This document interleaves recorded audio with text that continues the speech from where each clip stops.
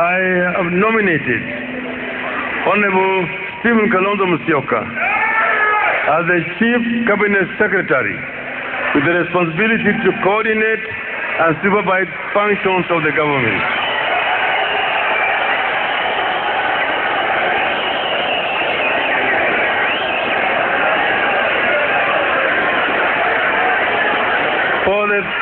For the third arm of government, I nominate Honorable Kenneth Marendi as the Speaker of the Senate. I further nominate Honorable Wycliffe Ambassador Paranya as the Cabinet Secretary for the National Treasury.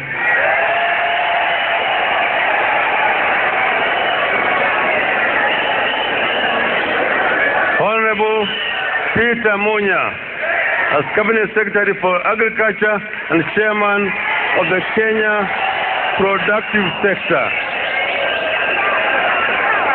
I repeat, Cabinet Secretary for Agriculture and Chairman of Kenya Productive Sector.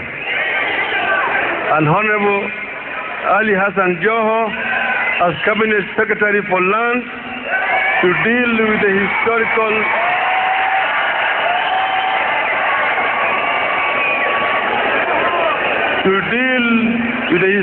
land injustices in the coast region and within the borders of the Republic of Kenya once and for all. The public servants I have nominated above need no introduction. Their commitment to Kenya to change, efficiency, and their energy speak for itself. But to achieve my aspirations as President on behalf of the millions of our people, the Constitution requires me to have a helper. For Moses to lead the Israelites to Canaan, he needed Joshua. When Moses could not go to battle, Joshua covered up for him. When the arms of Moses got tired in combat, Joshua swiftly moved into action to cover the gaps.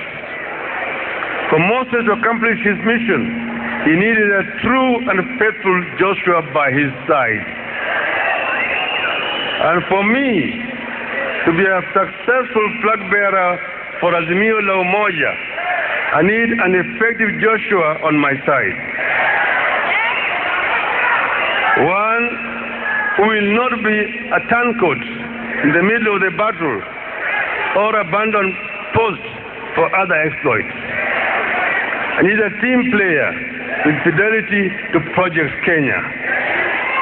After a long search, accompanied by much reflection and consultation, we have finally arrived at a person fit to occupy the office of Joshua in our republic. But before I mention this person, I want to draw a distinction between the office of the Deputy President and the person of the Deputy President.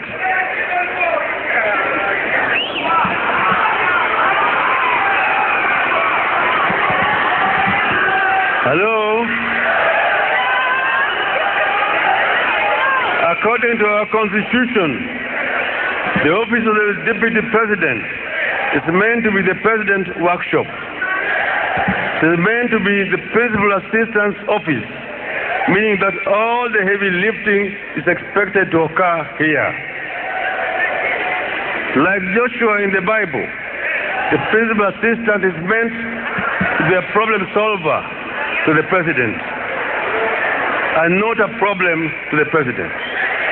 This office is meant to lighten the burden of the president and to ease the yoke he carries. It is meant to be a workshop where ideas are tested and innovations are incubated. It is also the President's last line of defense administratively. If office of the Deputy President is a workshop, the person who holds this office must bear certain characteristics. This person cannot be a competitor to the President.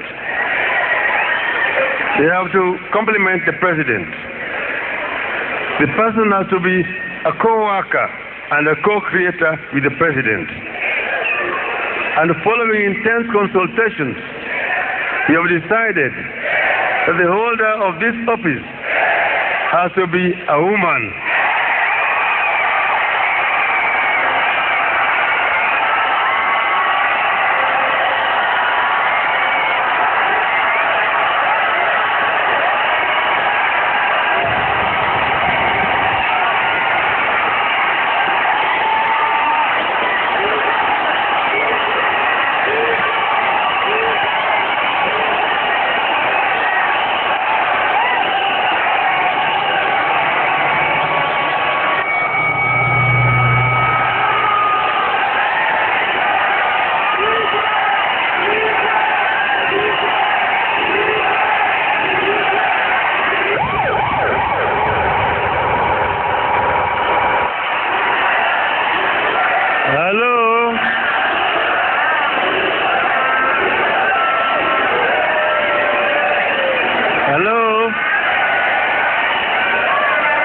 Continue.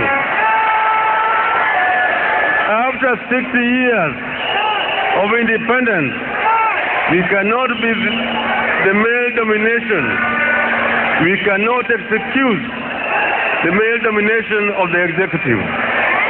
For the first time in the history of our republic, and on the 7th multi-party election, history is calling us to close the gender gap in our country.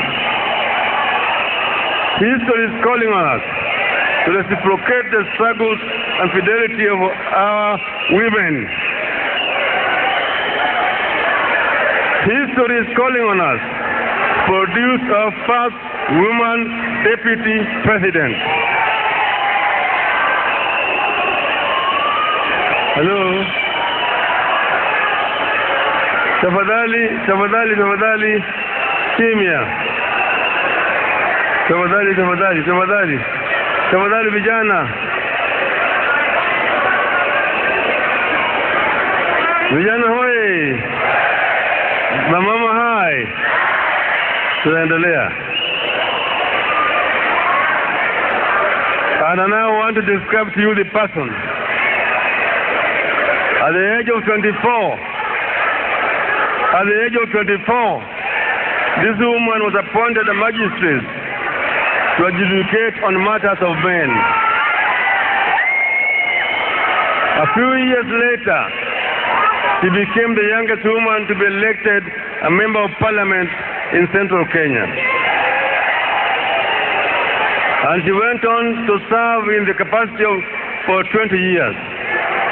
Of these 20 years, she was a cabinet minister for 6 years, serving in different portfolios.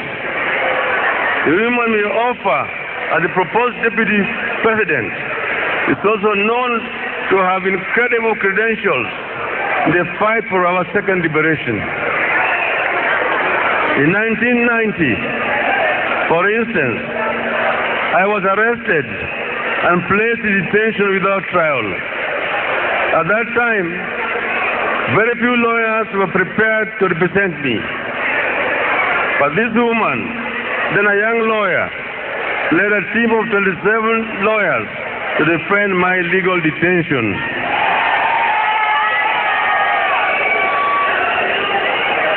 When I moved a motion in Parliament to set up a select committee on constitutional reforms and was deserted by my colleagues in the opposition, only she and the late George Moseti Anyona stood by me.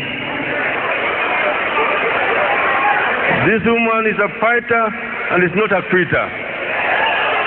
This woman has a safe pair of hands, seasoned by the struggle for our second liberation and service to the country in many capacities. This woman has a beautiful soul as exhibited by her love and passion for her children and grandchildren. This woman will be a great co-creator and will make a remarkable first deputy president of the Republic of Kenya. As a co-worker, I want her to finalize the unfinished business of making our constitution. And I want this done because when the late Mwai Kibaki and I pushed for the 2010 Constitution, we admitted that it was a work in progress and it needed some further work. Because I'm a man of my word, I will task her with the assignment of completing what we started. And I am persuaded that you have the right pair of hands to accomplish this task. My dear Kenyans, cometh the hour, cometh the lady. I have the great honor to announce that I have picked as my running mate and Cabinet Secretary for Justice and Constitutional Affairs, the Honorable Martha Wangari Karua. God bless